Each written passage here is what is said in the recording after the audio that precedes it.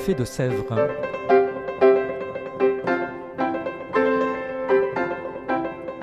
Au Café de Sèvres, on discute philosophie et théologie. C'est là que chaque semaine, Claire et Isabelle dialoguent avec un enseignant du Centre Sèvres, faculté jésuite de Paris. L'émission d'aujourd'hui est animée par Isabelle de la Garandrie.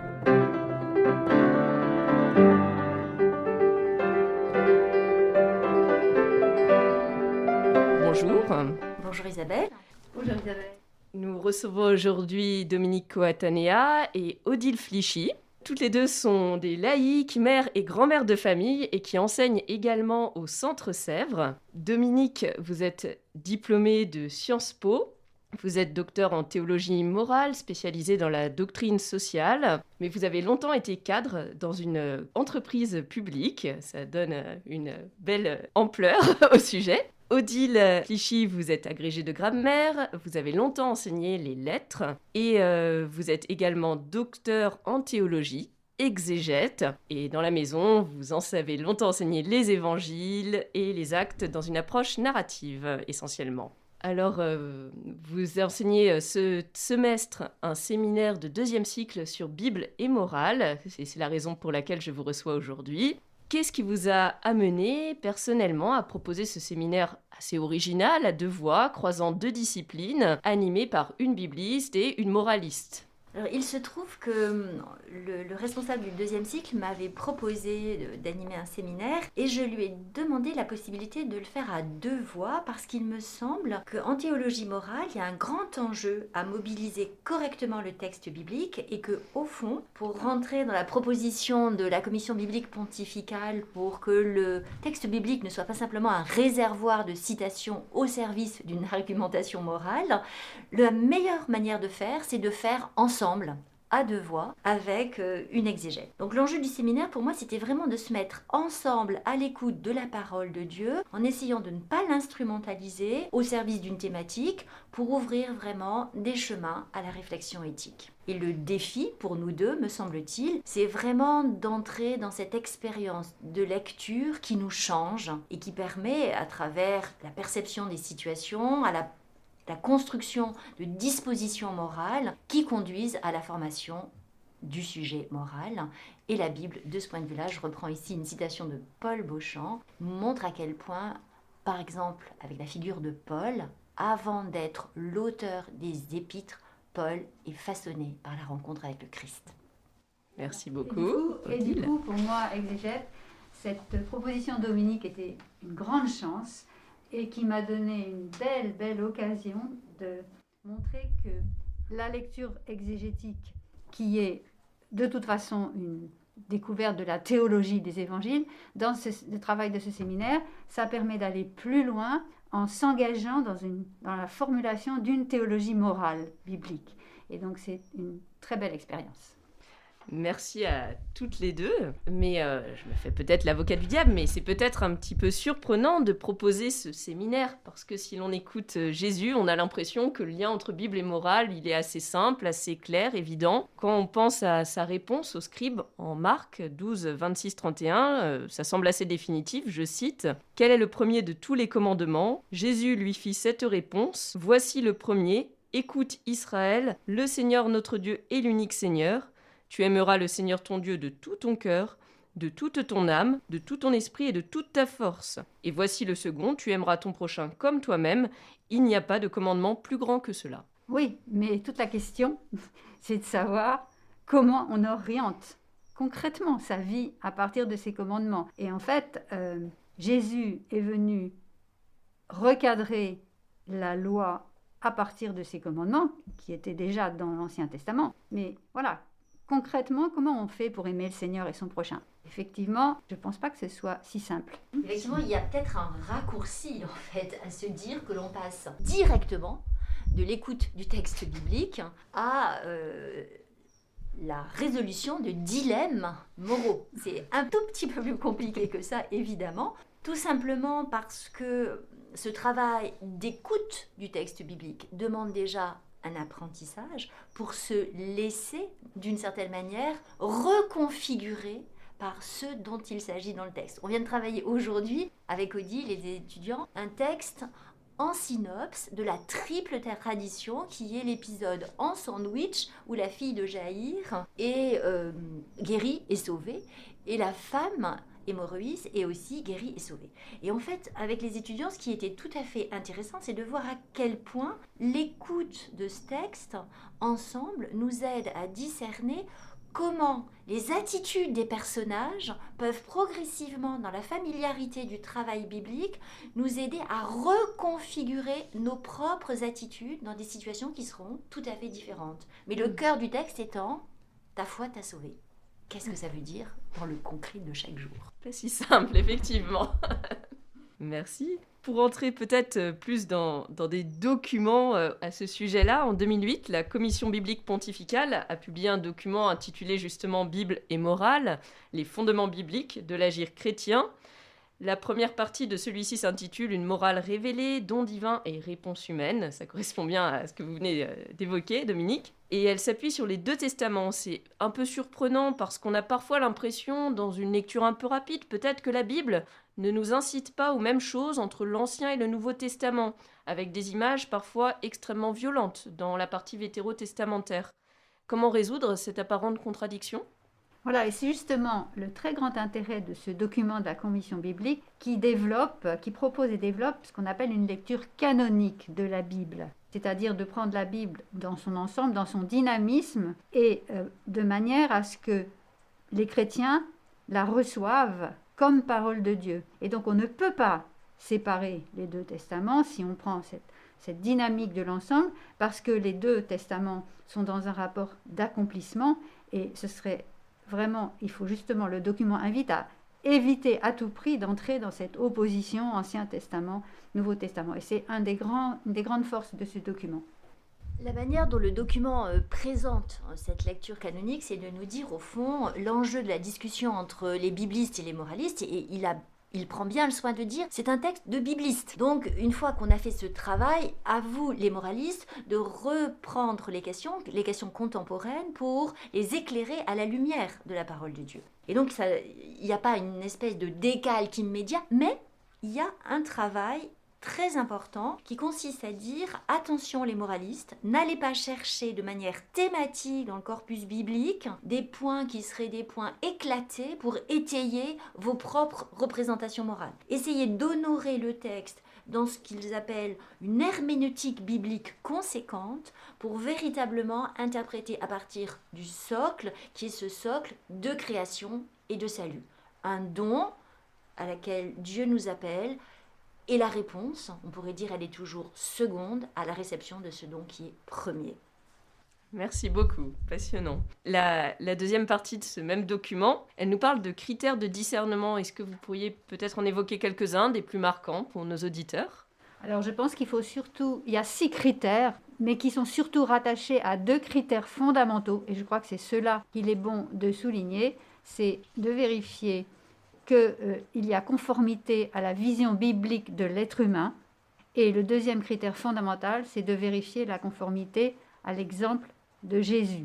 Alors après, d'autres critères, quelles sont les différences, les ressemblances, et peut-être le critère de discernement. Oui, il me semble que un des enjeux, c'est ce que je disais précédemment, c'est que le texte de la Commission biblique construit une notion qui était une notion assez innovante, qui consiste à dire que la Bible fait une proposition de morale révélée. Alors, qu'est-ce que ça veut dire cette morale révélée ? Ça signifie que l'engagement de Dieu à l'égard de la vie court à travers tous les récits bibliques et que la question morale, la réponse morale, elle est de l'ordre d'une alliance. Engager sa réponse à la suite de ce don originaire. Et donc discerner, qui est au cœur même du travail, on pourrait dire de la conscience humaine, est profondément, on pourrait dire, aidé, soutenu par l'imaginaire et par les récits, par la manière dont les narrations nous invitent à reconfigurer ce que nous comprenions des situations.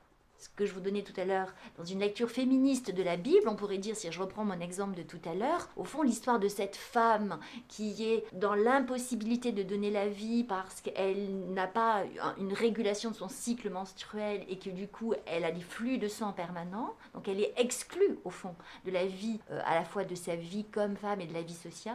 La rencontre au cœur même de cette perte, on pourrait dire, de capacité, de celui dont elle dit « si je peux le toucher ». Donc vous voyez une espèce de reconfiguration à partir de la rencontre qui tout à coup l'aide à discerner les chemins de la vie là où apparemment il n'y a que de la mort.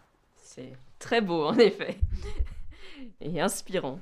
Et à partir de ces critères de discernement, une question plus pastorale. Peut-être comment aider les chrétiens à s'approprier ces critères comme des étapes et peut-être pas comme des réponses un peu binaires, un peu tranchées. Parce que on a parfois l'impression, en écoutant les chrétiens parler, qu'ils peuvent se dire « j'agis mal » et qu'il faudrait répondre à chaque question, à chaque dimension, en noir ou en blanc, en permis ou en défendu, de manière stricte. Comment faire entrer justement dans ce discernement plus vaste ?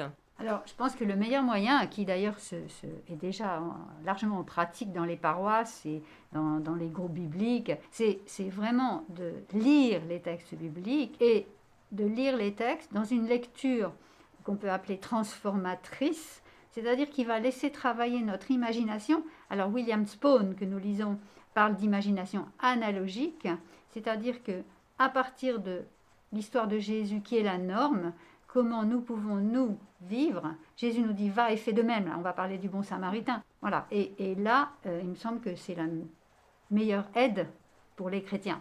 Au fond, on pourrait dire que ce mouvement d'écoute de la parole de Dieu permet d'affiner, dans une situation critique, on pourrait dire dans un dilemme éthique, d'affiner la perception. Au fond, qu'est-ce qu'il est important de percevoir de la situation. Et ensuite, Spone parle des paradigmes que l'écriture permet de reconfigurer. C'est-à-dire, est-ce que dans la situation, je pense par exemple à la situation du bon samaritain cité par Odile, au fond, cet homme au bord du chemin, est-ce que dans ma représentation, c'est, comme dit le pape François, un déchet, donc je ne le vois même pas, ou est-ce que, comme le samaritain, je vais être saisi aux entrailles, m'approcher et faire jouer toutes les attitudes qui sont les attitudes de la miséricorde. Voilà. Donc en fait, le texte biblique provoque l'imagination analogique, c'est-à-dire cette transposition, on pourrait dire, cet analogue, ces similitudes, les ressemblances entre la situation proposée et la situation de la communauté chrétienne aujourd'hui, pour nous aider à faire le pont et à répondre à la question comment choisir d'être fidèle à ces schèmes bibliques qui sont ceux de la reconnaissance de l'autre et de l'oubli de soi. Merci beaucoup. Voilà, ça nous en montre peut-être toute la pertinence pour aujourd'hui, il me semble, de ce concept d'imagination analogique et nous aide aussi à lire donc de cette manière un peu morale, mais non moralisatrice, le texte biblique. Dans Fratelli Tutti, le pape François s'appuie sur cette même parabole.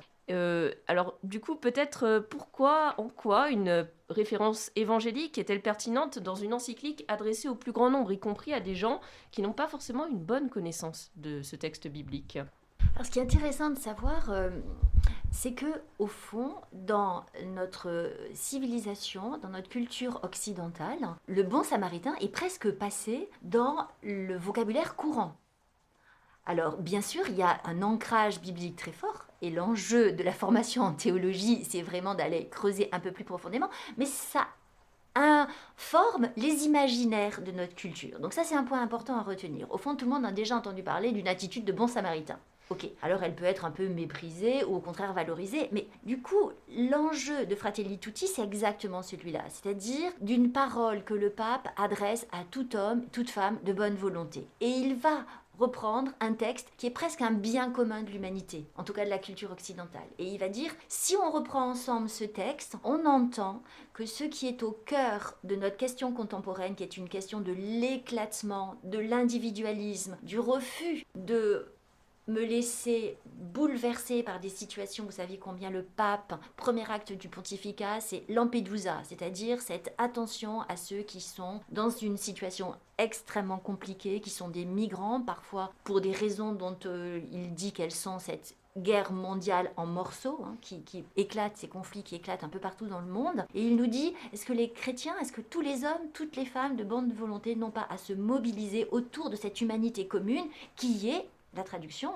c'est la dignité inconditionnelle de chaque personne humaine. Et vous voyez que quand il utilise ce vocabulaire, il l'utilise beaucoup dans Fratelli Tutti, de la dignité de chaque personne humaine, il est en train de nous dire, voilà, percevons ensemble que ce qui est touché, ce sont des valeurs que la Bible décrit de manière très singulière et très concrète dans cette parabole, mais qui touchent à l'universalité de la condition humaine et que nous pouvons partager avec d'autres hommes et d'autres femmes, d'autres cultures et d'autres religions. Puisque dans Fratelli Tutti, il est en dialogue avec le grand imam d'Al-Alcazar au Caire, et que du coup, c'est vraiment dans une dynamique interculturelle et interreligieuse que le pape n'oublie pas son fond propre, mais le met au service du dialogue commun. Merci beaucoup, ça donne envie de se replonger avec un autre œil dans Fratelli Tutti. Mais nous sommes aussi entrés dans l'année d'un autre texte du pontificat du pape François, Amoris Laetitia. Est-ce que cette exhortation apostolique peut aussi apporter un nouvel appel à regarder les liens entre la Bible et la morale? Et si oui, sous quel angle et quelle actualité peut-être pour cette année, pour vous? Je laisse parler la spécialiste des textes du pape François. Alors, Amoris Laetitia, je l'illustrerai à travers la proposition qui a été faite ici au Centre Sèvres pour un certain nombre d'acteurs des différents diocèses par notre collègue qui est responsable du département d'éthique et qui est aussi doyen de la faculté de théologie, le père Alain Thomasset, avec Oriane de Motor, qui est une laïque formée en théologie morale aussi et qui est enseignante à l'ICP et qui a été précédemment responsable du service famille et société de la conférence des évêques, autour de formation pour des acteurs des différents diocèses sur la réception d'Amoris Laetitia. Parce que vous savez que dans Amoris Laetitia, un des enjeux pour le pape François, c'est de nous dire que les situations dites irrégulières, c'est-à-dire ces situations dans lesquelles sont plongés énormément d'hommes et de femmes, nos contemporains et parfois nous dans nos familles, nous avons absolument besoin de les aborder sous cette modalité de morale révélée dont on a parlé avec vous à l'instant et avec Odile, c'est-à-dire d'abord dans cette dynamique d'un Dieu qui s'approche de l'humain pour revivifier en lui ce don premier qui est cet amour infini. Le pape François dans Laudato Si dit, et dans Amoris Laetitia au fond, la création est un acte d'amour. D'abord accueillir cet enjeu d'une miséricorde, d'une Église qui est en sortie, qui va soigner les blessures, qui va marcher avec les plus pauvres. Et c'est ce mouvement-là de sortie qui permet ensuite de travailler avec les hommes et les femmes qui sont blessés dans leur humanité pour se relever. Et la théologie morale, elle s'envisage dans Amoris Laetitia comme cette œuvre de miséricorde. Ce travail, on pourrait dire d'accompagnement, non sans cadre. Il y a des normes, il y a un cadre qui permet de croire que la vie est possible lorsqu'on respecte, et j'ai donné tout à l'heure la dynamique de la dignité. Qu'est-ce que ça veut dire, respecter la dignité de chaque personne humaine dans des situations qui sont complexes? Apprendre à discerner dans la complexité des situations. Merci beaucoup. Voilà des appels pour cette année Amoris Laetitia. Peut-être pour donner envie à nos auditeurs de se plonger davantage dans ce thème, ce lien plus profond entre Bible et morale, chacune, si vous aviez un mot de la fin ou une citation pour encourager justement en tant qu'appel. Alors moi j'aimerais citer une parole qui m'a profondément marquée, qui m'a été donnée par un de mes professeurs ici, qui était le père François Marty, il y a très longtemps, et qui m'a dit cette parole fondatrice pour mon travail. Pour étudier un texte biblique, il faut apprendre à donner la parole au texte jusqu'à ce que le texte me donne la parole. Et voilà. Et du coup, c'est pour moi vraiment une invitation à écouter et à mettre en pratique cette injonction qui est au cœur de ce séminaire, va et fais de même. Merci. Dominique? Je dirais que Odile a une longue expérience de l'enseignement ici au Centre Sèvres. Moi, je suis toute nouvelle, j'arrive, j'ai enseigné dans d'autres lieux de formation, dans d'autres universités, à Lyon ou à Angers. Et il me semble que c'est le même défi éducatif qui me porte dans ces différentes institutions, c'est-à-dire aider et soutenir à ce travail de discernement en conscience. Vous savez que dans la théologie catholique, en dernier ressort, chacun d'entre nous doit décider en conscience de l'acte qu'il va poser ici et maintenant. Mais pour pouvoir poser un acte qui soit ajusté, c'est un long travail d'écoute de la parole de Dieu, d'écoute aussi de ce que la situation, évidemment dans sa complexité, éclairée par les différentes sciences humaines, permet de saisir, et peut-être aussi de ce que la tradition nous apporte autour de l'éthique des vertus, de ce que saint Thomas a pu déployer, d'un habitus qui nous permet de cheminer dans une sagesse plus grande pour espérer, le jour où la situation sera tragique, complexe, de pouvoir décider le moins mal possible. Merci beaucoup de ces actualisations et de ces invitations. Merci aussi beaucoup de cet entretien motivant et inspirant, je l'espère, pour le plus grand nombre. Et n'hésitez pas, du coup, les uns et les autres, c'était autour du séminaire Bible et morale du second cycle. Au revoir.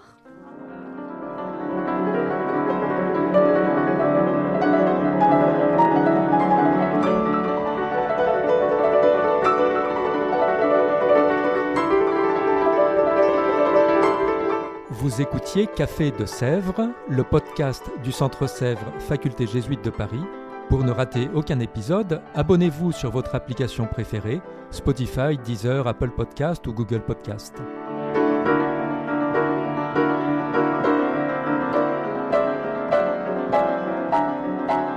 Et sur notre site internet www.centresèvres.com, découvrez l'ensemble de nos cours et conférences en philosophie et théologie. À bientôt.